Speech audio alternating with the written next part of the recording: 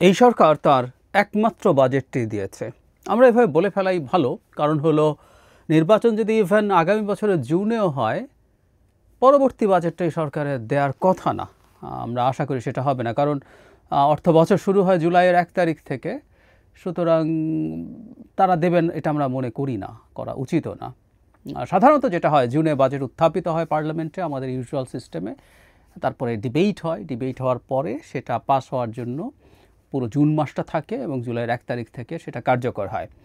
যাক, বাজেট নিয়ে বিস্তারিত হয়তো কথা বলবো, কথা বলতে চাই, কারণ বাজেট নিয়ে বিস্তারিত কথা বলা আমার অনেক পুরনো কাজের অংশ। অনেক আগে থেকে বাজেটের এক ধরনের একাডেমিক অ্যানালিসিস আমি বিভিন্ন প্রতিষ্ঠানের হয়ে করেছি, নিজে ব্যক্তিগতভাবে করেছি, লিখেছি, বলেছি। তো তার আগে ছোট্ট একটা ফার্স্ট ইমপ্রেশন একটু দিতে চাই। মানে আমরা বাজেট সম্পর্কে প্রায় একটা কথা শোনা যায় যে এটা গতানুগতিক বাজেট হয়েছে। মানে আমার কাছে মনে হয় গতানুগতিক বলাটা ইটসেলফও গতানুগতিক হয়ে উঠছে, কিন্তু আসলে শব্দটা বলতেই হবে, এটার অন্য ভিন্ন প্রতিশব্দ হলে ভালো হতো, কিন্তু এই বাজেটটাও একই ধরনের গতানুগতিক বাজেট হয়েছে। প্রশ্ন হচ্ছে, আমি কি খুব র্যাডিক্যাল কিছু চেয়েছিলাম? আমি উত্তর দিই এভাবে যে খুব র্যাডিক্যাল কিছু আসলে চাই নাই, কিন্তু আমি কয়েকটা জায়গায় এই সরকারের কিছু বেঞ্চমার্ক দেখতে চেয়েছিলাম।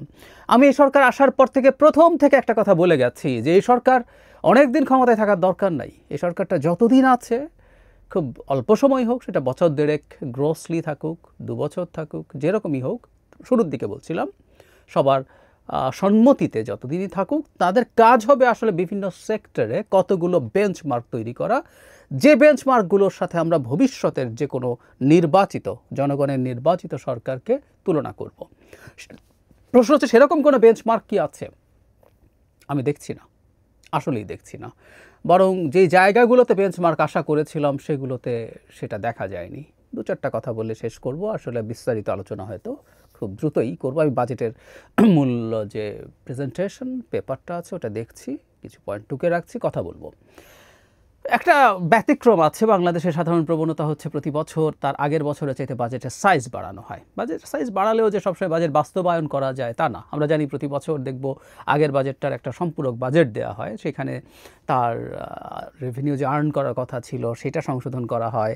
এমনকি যে বরাদ্দ টরাদ্দ আছে সেই বরাদ্দ শেষ করা যায় না, ফলে যেটা হয়েছে ব্যয়ও কাটছাঁট করে একটা মোটামুটি জায়গায় আসা হয়। কিন্তু প্রাথমিক যে প্রস্তাবনা সেটা প্রতি বছর বাড়ে, এবার টাকার অঙ্কে সেটা কমেছে এবং আমি এটাকে সাধুবাদ জানাতে চাই। অহেতুক বাগাড়ম্বর করার কোনো প্রয়োজন নেই, যে বাজেটটা বাস্তবায়নযোগ্য। ইনফ্যাক্ট আমি এই সরকার বলে বলছি না, এই সরকার তো কোনো পলিটিক্যাল স্টেক নাই, কিন্তু ভবিষ্যতেরও পলিটিক্যাল সরকারগুলোর উচিত হবে এসব ব্যাপারে অহেতুক হাইপের মধ্যে না ঢোকা। যতটুকু বাজেট করা যায়, যতটুকু আর্নিং হতে পারে এবং সীমার মধ্যে ঋণ নিয়ে একটা বাজেট তৈরি করবেন তারা, যাতে মোটা দাগে ওটা বাস্তবায়নযোগ্য হয়। এবার এটাকে আমরা একটু প্রশংসা করতে পারি। কিন্তু ওই যে বললাম, যে জায়গায় বেঞ্চমার্ক আশা করেছিলাম, আমরা দীর্ঘদিন থেকে একটা আলাপ করেছি বাংলাদেশের ওয়েলফেয়ার খাতে সরকারের বরাদ্দ। মানে একটা সরকার মানে বরাদ্দ দিলে সেই বরাদ্দ ঠিকমতো ইউটিলাইজড হচ্ছে কিনা, চুরি বাটপারি হচ্ছে কিনা, সেটা তো আছেই। প্রচুর টাকা চুরি বাটপারি হয়ে লুট হয়ে যায়, প্রচুর ইনএফিশিয়েন্সি আছে। বরাদ্দ আছে কিন্তু সেটা এডিপি বাস্তবায়নের জন্য, সেটার জন্য যথেষ্ট পরিমাণ প্রাতিষ্ঠানিক এবং প্রশাসনিক দক্ষতা নাই, ফলে এটা শেষ করা যায় না। এবং আমরা দেখব লেজে গোবরের অবস্থা হয় বাজেট যখন অর্থবছর যখন শেষের দিকে আসে, মে জুন মাসের দিকে এসে তড়ি ঘড়ি করে টাকা খরচ করার চেষ্টা করা হয়। সো এগুলো আছে, কিন্তু এগুলো সরিয়ে রেখেও প্রায় একটা কথা আমি আগে বলতাম, এখনও বলি, সেটা হচ্ছে বরাদ্দ দিয়েও বরাদ্দ ইটসেলফ একটা সরকারের নেচার সম্পর্কে আমাদের ধারণা দেয়। আমরা প্রায় শিক্ষা, স্বাস্থ্য, সামাজিক নিরাপত্তায় বরাদ্দের কথা বলতাম। এবারও আসলে এগুলোতে বরাদ্দ বাড়েনি, বরং টাকার অঙ্কে কমেছে। বিশেষ করে এডিপি বরাদ্দ, আমরা জানি যেগুলো রেভিনিউ যে বাজেট আছে সেটা তো সরকারকে দিতেই হবে, অথচ এগুলো বাড়ানোর কথা আমরা দীর্ঘদিন থেকে বলেছি। আপনাদের জ্ঞাতার্থে জানাই, অনেকে এগুলো জানেন, এগুলো নিয়ে বাংলাদেশে প্রচুর আলাপ আলোচনা হয়েছে। বাংলাদেশে এখন শিক্ষায় বরাদ্দ 2%-এর আশপাশে, কম বেশি এরকম, বা নিচেই কিছুটা কমও বলা যায়, সব শিক্ষা যদি আমরা একত্র করি। অথচ ইউনেস্কো বলছে এটা আমাদের মতো দেশের জন্য অ্যাটলিস্ট 6% অফ টোটাল জিডিপির 6% হওয়ার কথা। একই কথা হেলথের ক্ষেত্রে, হেলথও গ্র্যাজুয়ালি কমতে কমতে, আওয়ামী লীগের সময় এটা 1-এর একটু নিচে ছিল, কমতে কমতে এখন 0.75, 7-8, মানে 0.8-এরও নিচে, ব্যাপারটা এইরকম। অথচ এটা 5% অফ দ্য টোটাল জিডিপি হওয়ার কথা ছিল। তো খুব ভালো লাগতো যদি দেখতাম এই দুটা জায়গায় সরকার খুবই অ্যাডভেঞ্চার দেখাচ্ছে। বেশ ভালো একটা বরাদ্দ দিয়েছে এবং উচিত হতো যেটা এই সরকার থাকাকালীন সময়ে সেগুলো বাস্তবায়ন করে অনেকটা দেখিয়ে যেতে যদি পারত। আমরা দেখলাম না, বা তারা আগের বাজেটের অধীনে কাজ করেছেন কিন্তু শিক্ষা স্বাস্থ্যে কি আমরা আগে যে বাজেট ছিল সেটা তারা ব্যয়গুলো ঠিকমতো করতে পেরেছেন, কোনো বড় পরিবর্তন হয়েছে? আমি দেখি না। সুতরাং খুবই হতাশাজনক। এই সরকার এই জায়গায় বেঞ্চমার্ক তৈরি করতে পারত। সামাজিক নিরাপত্তা নিয়ে দীর্ঘদিন থেকে আমরা একটা আলাপ করি, সেটা হচ্ছে এখানে একটা বিরাট অঙ্ক দেখানো হয়, এবারও একইভাবেই দেখানো হলো। তার মানে একই আমলাতন্ত্র বাজেট তৈরি করছেন।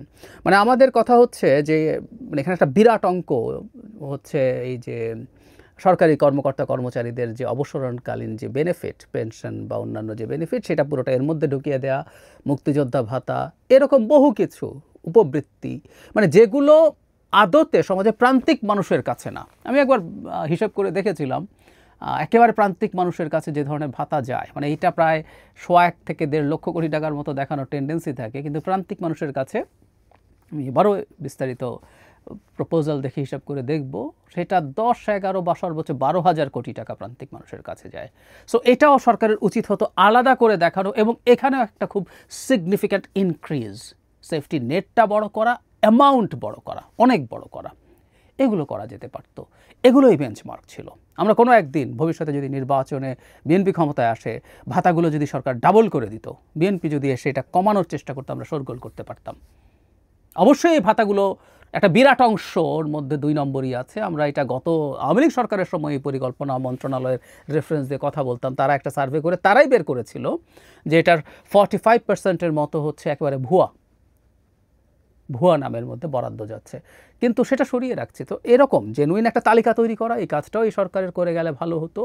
প্রয়োজনে সেনাবাহিনী এখন মাঠে আছে, সেনাবাহিনীকে ইনভলভ করা যেতে পারতো, এবং ভাতার পরিমাণ এবং বাজেটেও আলাদা করে দেখানো যে আমি গরিব মানুষের কাছে, প্রান্তিক মানুষের কাছে এই টাকাটা পৌঁছে দেই।